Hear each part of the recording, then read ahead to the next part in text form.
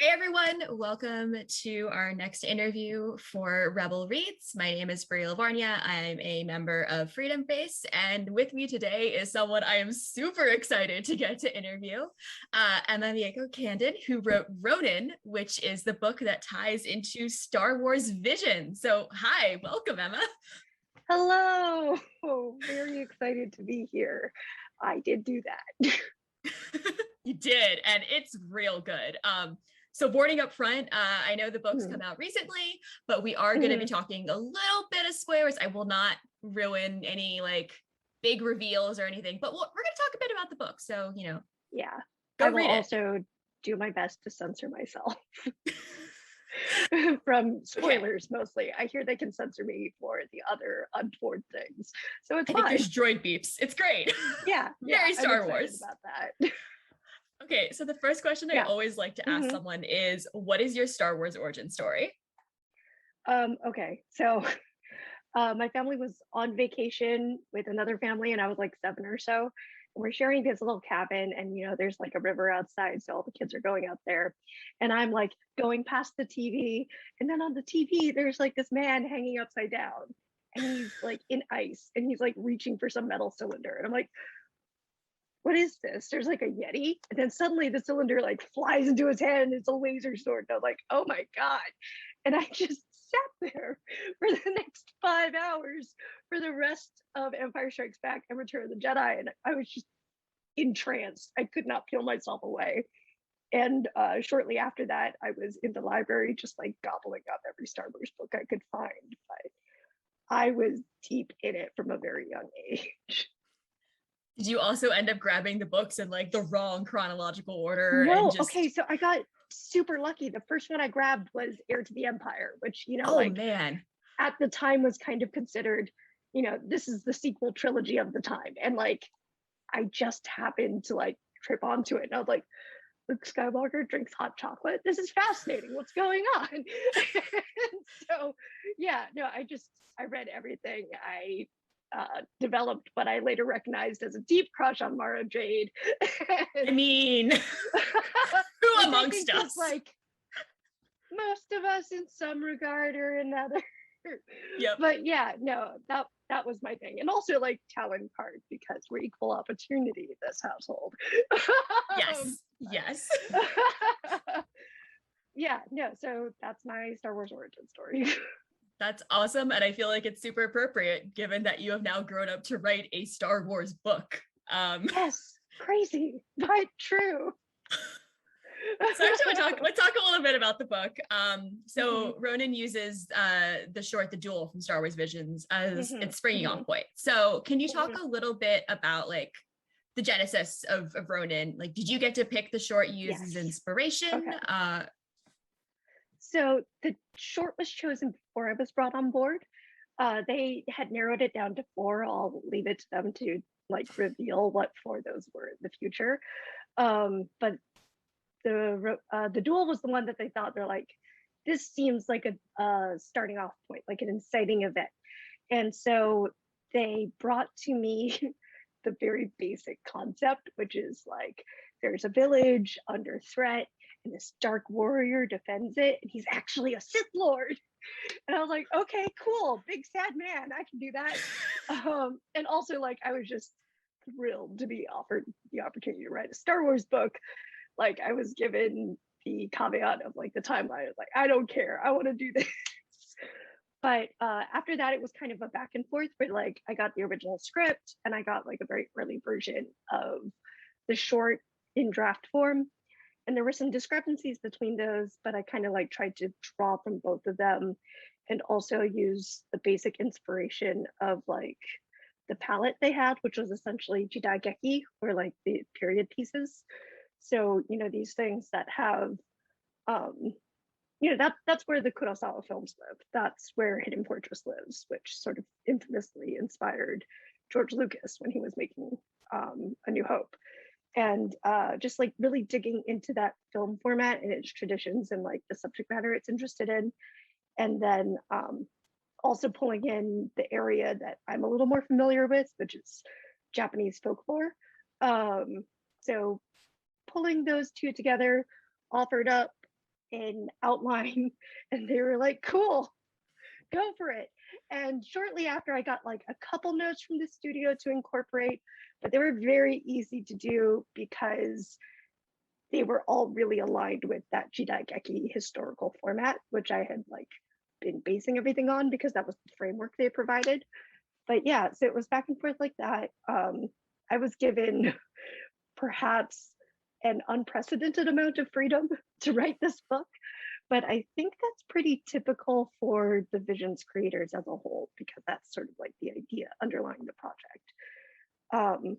I did get a couple last minute fact checks from the studio about like elements of the Ronin's character design that don't show up in the script, but they're like, oh, this is what this is. And I was like, oh, okay, cool. I'm gonna have to put that in the book now. It would have played a very different role in the book if I'd done it at the beginning. But finding it out now, I'll make it work. It's fine. We got it. But yeah, no, that was generally the back and forth. Cool. So you mentioned the whole the folklore thing, and I saw you tweet on Twitter a little while ago about you were initially thinking about the book in terms of folklore and fairy tale in the Star Wars universe. And I was wondering if you could expand a little more on that. Yeah, so I think that's a two-part answer, sort of, because part of it is just that from the beginning, I was really just sort of enthralled by the recursive nature of this project, because again, you know, it's George Lucas fed on Kurosawa, and Kurosawa and the Jidaigeki all kind of like have this relationship to the cowboy western.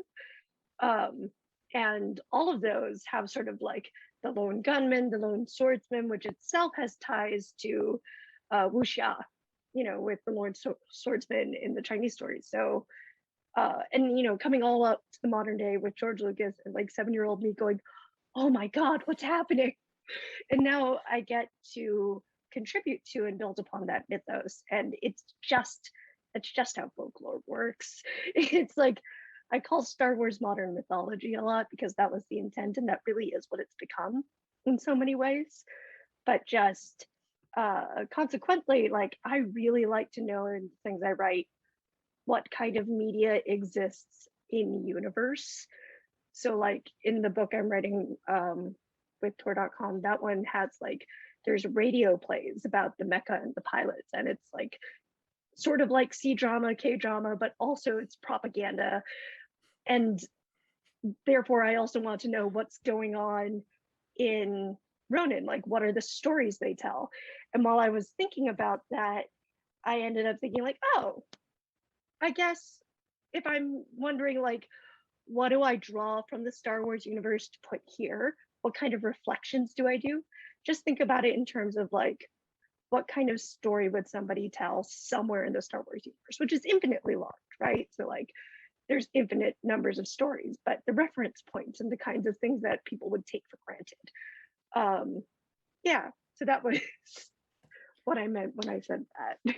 That's really cool. I think you can definitely tell, having read the book, I think you can definitely tell like that was like where you're coming from with it. And I really, really loved it. It's also occurring to me, maybe we should just like, if you had to convince, like, what's your like one line pitch for Ronin and like what it is? I know because I've talked to people like just out in the world, and you know, every once in a while someone asks, oh, so what do you do? And before I've had to say like, oh, I edit anime nonsense books, and they'll be like, I don't really know what that means, but okay. And now I can be like, well, I edit, but I also write. And I recently wrote a Star Wars book that was the Star Wars universe through the lens of Japanese history and mythology. And I find that and you know, then we can dig into the whole Kurosawa thing, which some people know, some people don't, but is, I think, genuinely pretty interesting for most people. However, there's a specific subset of the Star Wars audience that I've been yearning to talk to. And these are the people who, like me, have been in love with Star Wars for a very long time. But when new Star Wars started coming out, looked at the screen or looked at a book and went, oh my God, Star Wars knows I exist. And I'm here too, and I'm part of it. And like, I wrote this book for you. I'm one of you.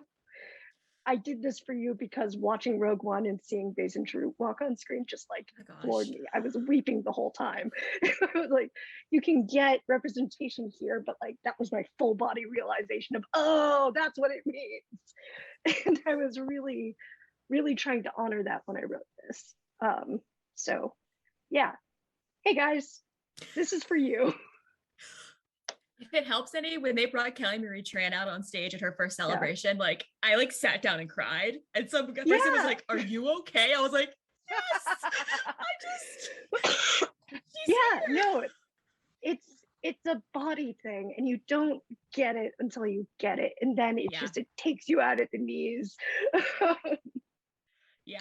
Yeah. So I had some other things more specifically about the book I was going to ask you, but like Yes. we're just jumping right into like the diversity questions Cool. because I'm pretty Yeah. sure Ronan Mate is without a doubt the queerest book in Star Wars so far, and I am here Yeah. for it. Like, I mean, I didn't sit down and um count, but like I'm pretty sure the majority of the cast was like mhm, LGBTQA plus. mhm. And I'm gonna guess that's done pretty deliberately. Like there was a non-binary Yeah. character, there's a trans character. Like, Yeah. thank you, So number one. you're welcome. I did it for me too. But yeah, so that's a whole thing. There's like parts to this one too, because like I knew I had been hired as an author of Japanese heritage, but also like my audition sample, like which is an excerpt from my book. That's very upfront, very queer. So like they've known that about me from the start, but like I was also aware of not having been hired to be a queer author. It's just a thing I am. And some time ago, I kind of got over that anxiety about like how many queers I'm allowed to have because whatever.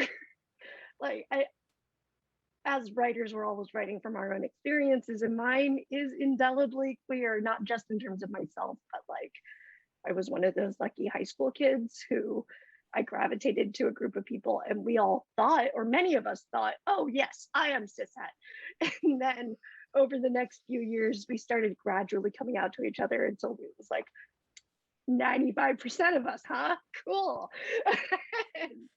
But like that's always been my frame of reference. So it's just what I'm thinking. It's just how I'm thinking about the world and how I'm engaging with it. And it's also like important to me to claim that right. Like I get to do this. I just get to. And I was terrified to bring this draft in. And like I played it a little subtle in the first draft. And then I wrote a letter in response to Tom's edit letter because like he had noticed some things and commented and be like, oh, is this kid trans? Cool. And I was like, okay, this is a good sign. But I essentially wrote this thesis statement of like, I want to lean into it more. And everybody, Tom, his assistant, Gabriella, the story group, everyone was like, cool. I ran into no barriers. Nobody said no to any of that whatsoever. And I'm very grateful for that. Because again, that was not what they hired me to do. It was just something I did. And but yeah, no, it's important to me, especially the trans and non-binary representation, because I've known trans people since I was like, a kid. My best friend in kindergarten was trans. Like we didn't have the vocabulary for it. His family was very, very good and very, very cool. And they're like, well, we don't really know what's up with our kid, but he wears boy clothes. And now he knows, and now he has the vocabulary and he knows who he is. And he's finally like has the freedom and understanding to be himself. But kindergarten, elementary school, middle school, high school, college, after I have known, I have loved, I have very protective feelings about the trans and non-binary people I know. And like I myself have come to a place of like, I have low what I call gender valence. Like I don't really care that much. And that's a personal thing for me, because for some other people, it really matters. And for me, it's really important that it be respected. But either way, like I desperately try to make space for this as often as possible because it's just a very meaningful thing to me personally. Yeah. I mean, I think it's great you were able to write the book and show the world that we see around us. And I have a strong suspicion a lot of Star Wars fans are really, really going to appreciate this book when they get I a hope chance to so. read it. Again, I did it for you. This is the thing I wanted to give to you. Um, can we talk about a certain pair in particular? I think you know who I'm going to ask you about because the vibes and the sparks the whole time I was reading. Yes, okay, go on. Yeah. I can say that, Yeah. Koru, right? And Koru Ikaya? and Akia. Ikea. There we go. Yeah. I had it. Koru I was and like, it's one or the Akia. other in my brain. So, Ikea. yeah. So in the outline, I knew Koru was going to be like, you know, very sourly dragged on to joining the crew for like the back half of the book. And I also kind of just had this understanding of like, all right, well, I know like what her internal like journey is, but you need connections in order to like go through that. And also, I have a very hard time writing characters just thinking to themselves. It's always easier for me if they're talking to somebody. And because Koru is always turned up to 11, always skyrocketing in some direction, it made a lot of sense for the person that she was like going to be having those connections with to be someone who's extremely anchored, because Ikea really needs your brain to at least be in orbit of the planet you're currently on. Like, no, we're here. You need to be here. And what I realized after that was that like the backstories that developed for them like really had like this echoing resonance with each other. Like they're both these kids who are taken from their homes and told, you're going to do violence for us now. And then they're both removed from that situation by different means, which are in conversation with each other thematically. But sort of more importantly, like Koru just loses everything and subsequently never comes down from 11. And Akia is hyper aware all the time of like what she does have. And that's partly because of her own neuroses, like her inability to do what the people call self-care in like a really meaningful way. She'll be like, I need to eat breakfast, but she won't think about, I need to go to therapy. I mean, who in Star Wars doesn't need to go to therapy at this point? But yes. So yeah, it's just like, but Akia is also just someone who's very much in that frame of like, I need to eat breakfast, and so do you. And she's like, that's how she operates. That's how she copes with being alive in this world that can't really be trusted all the time. She tries to perform that trustworthiness. And just the connection that ended up making with Koru, where she's like, oh my God, someone's talking to me like person. First of all, how dare you? It worked really well, in part because, you know, Akio just rattles off like joke after joke. And I think it takes Koru off guard because she's like, I can't be mean to this person because it just washes off her. What's going on? But yeah, no, I definitely at some point was like, okay, I have, there's a comment somewhere in the manuscript where I note like I do read them as sort of pre-romantic in the sense that like I didn't think it was a justified romantic arc by the end of the book, but definitely presumably like in my head, you know, in 2, 3, 5, maybe 10 years, because of how bad women can be at getting together. Like, she's just my friend, it's fine. That's how I read them personally. But it is open-ended in the sense that I didn't have time to finish that particular element of the arc. I mean, there was a lot going on in the book. I feel like, you know, we've got time. Yeah, no, I think it's clear what my thoughts were, what my feelings about it were. Again, the absolute vibes. I was here for it. I'm glad. I was worried people would miss it. Oh So no. as hard as I could. Also, this was not one of my questions originally, but Yeah. did you know that Lucy Liu was going to be the one voicing Koru in the English dub? I learned it at one point and then immediately had to exit the room I was in, lie down on the bed in the other room where my poor wife was at the time suffering from shingles and just Oh, wail.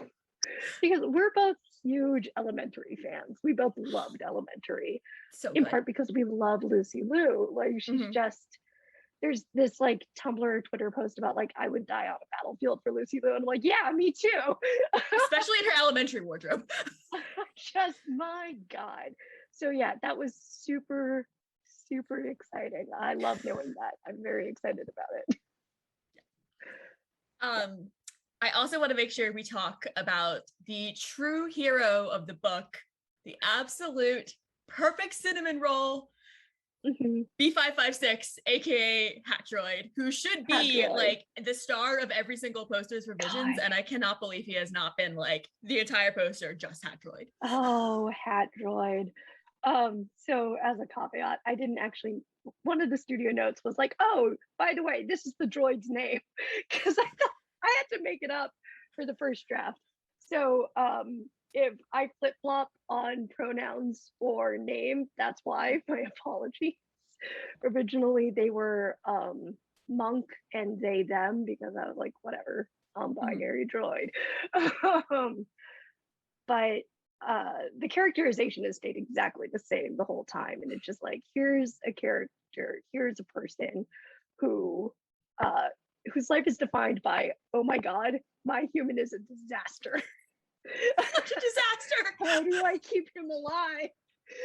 And it's just descended into this like scolding mother hen situation, kind of out of anxiety, I think, just doing his best at every turn to ensure that people aren't going to die in the next 5 minutes. He's and trying it's frequently so hard. like a possibility.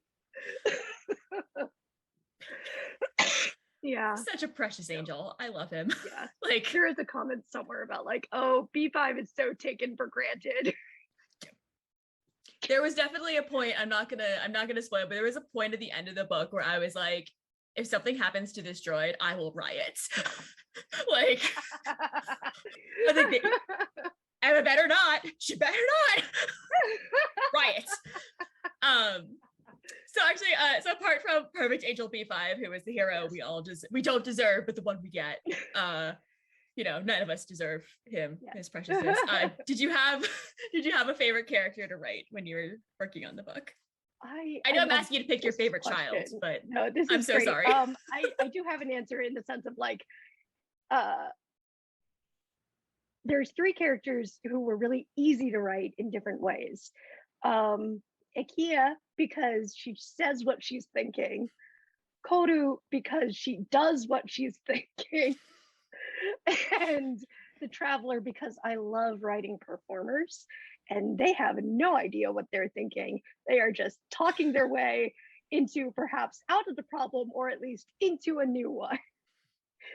But no, they were definitely the ones that like came out of my fingers the fastest, because again, Ikea, she's funny, she can make jokes, she's always like bringing us back down to like, okay, here's what the space wizards are doing now. They all have bad personalities.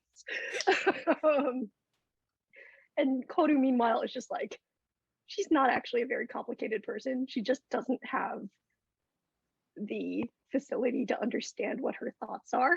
So she feels like she's very complicated, but that's because she's a meathead. So she's doing her best, but there's just, oh God, it's so hard for her to get what's going on, but she's just going. And I always have a performer somewhere in my cast, and the Traveler in particular is a kind of performer who's very like sneaky and artful. I've got others who are like a little bit more bludgeony in the way they use their words, but they're all sort of like dancing around, and I love writing that kind of stuff. I have to say the Traveler is the character who like got me immediately from like the first sentence out of their mouth. And I was just like, oh, I love you. Oh no. Yay! Oh no. I'm in trouble. Hooray. To the point where I was talking to someone and they're like, oh, like we thought, you know, Akia was gonna be the one who like you immediately latched onto. I was like, yes, she's my ultimate favorite, but the Traveler, just like, tell me more. Go on. Yes, this keep talking. Yeah. But related to them, so like there's several characters in the book, like the Traveler, and including the Ronin, who either never have their names revealed or they're mostly referred to like with the Sobercats. And I was hoping we could dive a little bit into why. Yeah, so that was one of the studio notes that I knew right from the beginning. Like one of the things that Tom and I first talked about was like, okay, so the Ronin, he just thinks of himself as the Ronin. And I immediately went back to a Batman the Animated Series episode, and Tom was talking about the same one, in which someone's like trying to mind control Batman. So they're like in his head pretending to be his thoughts, and they're like, Bruce this or Bruce that. And at the end, he like completely overturns the mind control. And they're like, how do you do that? And he's like, well, I don't call myself Bruce. And it's immensely sad, but or at least I've always found it just intensely sad. And so I was like, okay, big sad man is that kind of big sad man. Great, I gotcha. So I knew from the beginning, like, we're never gonna learn his name. Like, I don't know if they would have smacked my hand away from that, but that was just a rule I made for myself. And in that way, it became a defining theme. So the first version of the outline, and here's the other thing, I'm bad at names. I find them very difficult. And I'm also like just 0% attached to them. I will completely change a name at the drop of a hat because I don't like it anymore. And so between those two things, like there's a minimum of names just because I find them hard. But thematically, it works because therefore every name like has its own weight. And you can also see how like the Jedi Lord is in particular very attached to his name, because for him, it's like his buy-in to this system he's trying to protect. And his belief that it's worth protecting is very much like anchored in that name, versus, you know, like the Traveler, when their name comes up, you can see them tense up every time. Like it's not necessarily intentionally used as a weapon, though I think arguably sometimes it is. But they're trying to put it somewhere else where they no longer are. And in the same way, and then also like just in a very minor way with Yuehiro, there's like that line about like this kid is run through multiple names trying to find the one that's like his. And that's, yeah, it just became resonant in that sense. Like there's even Koru very like going, oh, this is me, this is who I am. How dare you try to take that from me? And then also I didn't come up with surnames for anybody mostly by accident, but then I was able to justify it because the period of Japanese history that this is based in, surnames are like, you only have that if you're a lord, if you're a samurai. Like otherwise, why would you even have that? It would have no function. So I got away with it because of that. Worked well. Yeah. So yeah, that was the whole thing. It studio mandate down to like, okay, well, it's a theme now. I really liked it. Like, yeah, some vague headcanons about like the name that the Ronin chose when he was originally a Jedi, but it's mostly just like, I think he was kind of a hardcore teenager. I think he chose one that he's dreadfully embarrassed of right now. Probably. Okay, so we have time for one last question, and somewhat self-indulgent for me, but also because this is the Rebel Legion, I have to ask, what characters do you most want to see cosplay for, or fan art, but cosplay for? Oh God, I think Koru's design is amazing. She's just so striking. I would be surprised not to see more fan art of her. but also I try to let things run a little ambiguous in my descriptions because Mhm. I want people to sort of like have their own headcanons. So consequently, the one who has the most description, I think, is probably the traveler because they look the most like a weirdo. Like, who's this person walking around? But as a consequence, like I kind of hope to see more art of them. I also would like to see the Ronin has a new outfit around the second third of the book, and he thinks he looks like a jackass, but I think he probably looks really dashing. It's a great So I outfit. would love to see fan art of that. Awesome. All right. Okay. Hopefully everyone who's watching this is taking notes. Like, make this happen for Emma. It's what they deserve. Bully the old man. He doesn't want to see himself, but I do. Your opinion is the one that matters here. Okay, so I think we're just about out of time. So thank you Okay. so much for joining us and taking part in Rebel Reads with us here at the Rebel Legion. It was an absolute pleasure. Thank you for having me. Very glad to be part of this. Awesome. Okay.